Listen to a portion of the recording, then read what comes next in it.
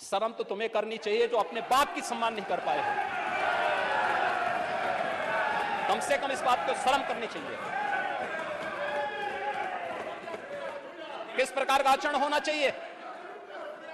हमने नाम नहीं लिया किसी का, लेकिन जो वक्तव्य कभी बोले गए हैं उन वक्तव्यों पे चर्चा तो होनी ही चाहिए। क्यों नहीं चर्चा होनी चाहिए? किस प्रकार की बात करते हैं जी? आप कुछ भी बोल रहे हैं, दूसरा व्यक्ति नहीं बोलना चाहिए। नहीं है सदन को संबोधित करने के लिए आपको तो मौका मिलना ही है। आप अपनी बात को, सहमति और असहमति के लिए सदन है, लेकिन हम विरोध करें, गो बैक के नारे लगाएं, अशिष्ट और असंसदीय आचरण करें, यह सदन की गरिमा को तार तार करता है। दूसरा, मातृशक्ति की प्रतीक एक महिला राज्यपाल के द्वारा सदन को संबोधित किया जा रहा हो, हमारे लिए तो गौरव की बात होनी चाहिए थी, हर्ष की बात होनी चाहिए। उस समय नारे लगा करके पूरे सदन की कार्रवाई को बाधित करने का प्रयास हो। देश के अंदर किस प्रकार का संदेश हम देना चाहते हैं? किस प्रकार का संसदीय आचरण है? किस लोकतंत्र की आप बात कर रहे हैं? फिर किन संसदीय परंपराओं की बात कर रहे हैं? वह दृश्य भी हम सब ने देखा, जो एक महिला राज्यपाल उत्तर प्रदेश की सर्वोच्च संवैधानिक प्रमुख का सम्मान नहीं कर सकते, मान्यवर उनसे ये उम्मीद करना कि वो प्रदेश की आधी आबादी का सम्मान करेंगे, ये तो उनके शासनकाल के समय हुआ ही था, जब स्टेट गेस्ट हाउस की घटना घटित हुई थी।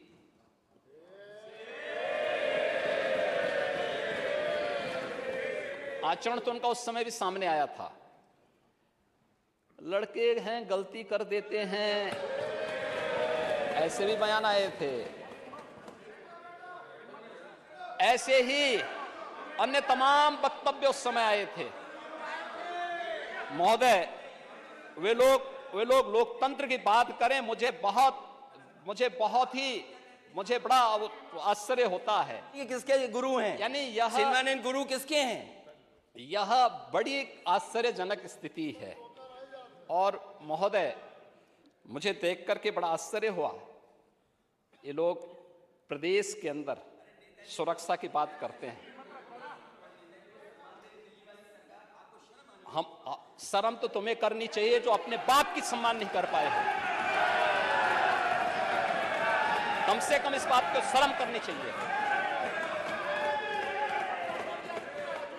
किस प्रकार का आचरण होना चाहिए? हमने नाम नहीं लिया किसी का, लेकिन जो वक्तव्य कभी बोले गए हैं उन वक्तव्यों पे चर्चा तो होनी ही चाहिए। क्यों नहीं चर्चा होनी चाहिए? किस प्रकार की बात करते हैं जी? आप कुछ भी बोल रहे हैं, दूसरा व्यक्ति नहीं बोलना चाहिए। जब चर्चा होगी तो सभी मुद्दों पे चर्चा होगी। फिर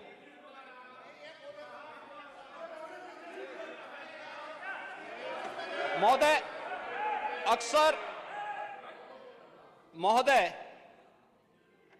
अक्सर जब हम लोग अभिभाषण की चर्चा करते हैं तो कोई भी संवैधानिक प्रमुख सरकार की उपलब्धियों के बारे में चर्चा करता है और अपनी भावी योजनाओं को भी, सरकार की भावी योजनाओं की भी चर्चा करता है। यह केवल उत्तर प्रदेश के अंदर नहीं हो रहा है, पूरे देश के अंदर हो रहा है, पूरे देश के अंदर होता है। ये संसदीय परंपराएं यही हैं। और यही नहीं होता है, संसद के संवैध सदन को जब महामहिम राष्ट्रपति जी संबोधित करती हैं तो वह भी सरकार की उपलब्धियों के साथ साथ भावी योजनाओं का चित्रण भी करती है। अभिभाषण ही दिग्दर्शन होता है शासन की उपलब्धियों का और भावी योजनाओं का। लेकिन आपको सहमति और असहमति के लिए सदन में चर्चा होती है। आप अपनी उपलब्धियों को बताइए ना, कौन ऐसा दल है जिसको प्रदेश के अंदर सत्ता में रहने का अवसर न मिला हो? और कई कई बार जनता ने अवसर दिया।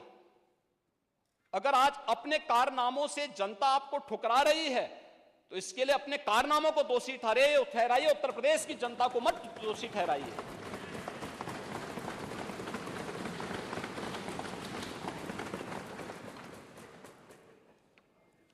और महोदय, मुझे आश्चर्य इस बात को हुआ,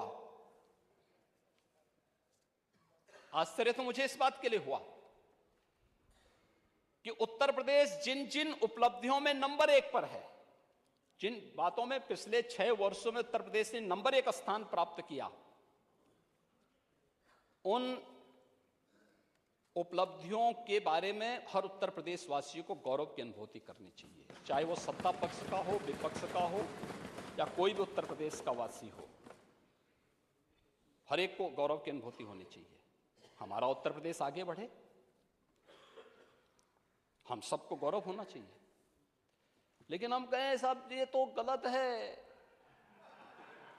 हम ये कहें कि साहब नहीं, उत्तर प्रदेश तो अभी जो है 50वें स्थान पर है, तो 50 तो राज्य ही नहीं यूपी में अंदर। आश्चर्य होता है हमें, यानी उन्हें यह दिखाने में कि उत्तर प्रदेश तो अभी पिछड़ा है, उत्तर प्रदेश बीमारू है, ये बोलने में गौरव की अनुभूति होती है। ये उत्तर प्रदेश के बारे में इनकी मंशाओं को उजागर करता है, क्योंकि जब इनका शासन था तब कुछ कर नहीं पाए, और आज डबल इंजन की सरकार डबल स्पीड के साथ उन योजनाओं को जमीनी धरातल पर उतार करके उत्तर प्रदेश के अंदर 25 करोड़ जनता को बिना भेदभाव के शासन की योजनाओं का लाभ दे रही है, तो उनको बुरा लगता है। ये सब बुरा लगता है उन्हें, और फिर उसको लेकर के तमाम प्रकार की चर्चाएं शुरू हो जाती हैं, तमाम प्रकार की बातें फिर शुरू होती हैं। होना तो यह चाहिए कि हर सदस्य को, हर माननीय सदस्य को, वो सत्ता पक्ष का हो, विपक्ष का हो, उसको उत्तर प्रदेश के गौरव पर, उत्तर प्रदेश की उपलब्धि पर गौरव की अनुभूति करनी चाहिए। कमोबेश डबल इंजन सरकार ने ज्यादा एग्रेसिव तरीके से उसे आगे बढ़ाया है, श्रेय उसको ज्यादा मिलेगा, लेकिन थोड़ा बहुत योगदान हो सकता है कि किसी न किसी सरकार ने भी कुछ न्यू रखने में कुछ तो योगदान किया होगा, पिछली सरकारों ने भी, तो उसी के साथ अपना नाम भी जोड़ देना। तो देखो हमने भी किया, जैसे हर चीज के लिए बोलते हैं, वो तो हम भी करना चाहते थे लेकिन हम कर नहीं पाए, लेकिन चलो जोड़ दो भाई, बोल दो उत्तर प्रदेश आज खाद्यान्न उत्पादन में नंबर 1 पर है, तो हमने भी योगदान देने का प्रयास किया था, या हमने भी किया था। उस समय हम डाटा नहीं फीड कर पाए और भी नहीं कर पाए, हमें बोल देने के, बोल दें, ना बोले कम से कम ये तो मैं बोले नहीं उत्तर प्रदेश में ऐसा नहीं हो रहा है, आप तो अन्नदाता किसानों को परेशान, आपका अपमान कर रहे हैं। यूपी के नौजवानों के बारे में हम कहते हैं यूपी में सबसे अच्छा युवा है, स्किल मैन पावर हमारे पास है। नहीं, ऐसा नहीं, उत्तर प्रदेश में तो सब विश्वविद्यालय खराब हैं। अब ये आप क्या साबित करना चाहते हैं? उत्तर प्रदेश के बारे में, उत्तर प्रदेश का जो परसेप्शन बना था, क्या उसमें कोई परिवर्तन ही नहीं आया? पिछले 6 वर्ष के अंदर कोई परिवर्तन ही नहीं देखने को मिला, लेकिन स्वीकार करने का की हिम्मत नहीं है, और उन योजनाओं के बारे में उसको नकारने की एक जो आदत है, उस नकारने की इस आदत ने आज उत्तर प्रदेश में, उत्तर प्रदेश को किस स्थिति में पहुंचाया है महोदय, ये किसी से छुपा हुआ नहीं है। और हम इस बारे में जानते हैं कि उत्तर प्रदेश आज जिन योजनाओं में नंबर 1 पर है, खाद्यान्न उत्पादन में आज उत्तर प्रदेश पूरे देश के अंदर नंबर 1 पर है। और मैं तो कहता हूं, बार बार कहता हूं कि उत्तर प्रदेश प्रकृति और परमात्मा की अपार कृपा का राज्य है, अपार कृपा का राज्य है।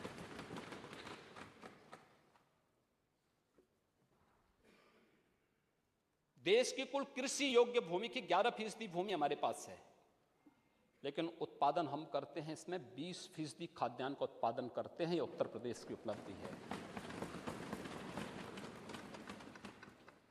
आज यहां पर खाद्यान्न उत्पादन में गेहूं है, आलू है, मटर है, आम है, आंवला है, दुग्ध उत्पादन में उत्तर प्रदेश नंबर 1 पर है।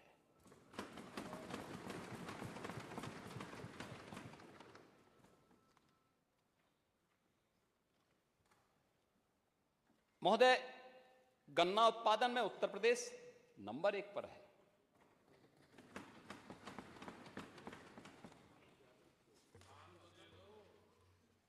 उज्ज्वला योजना के कनेक्शन देने में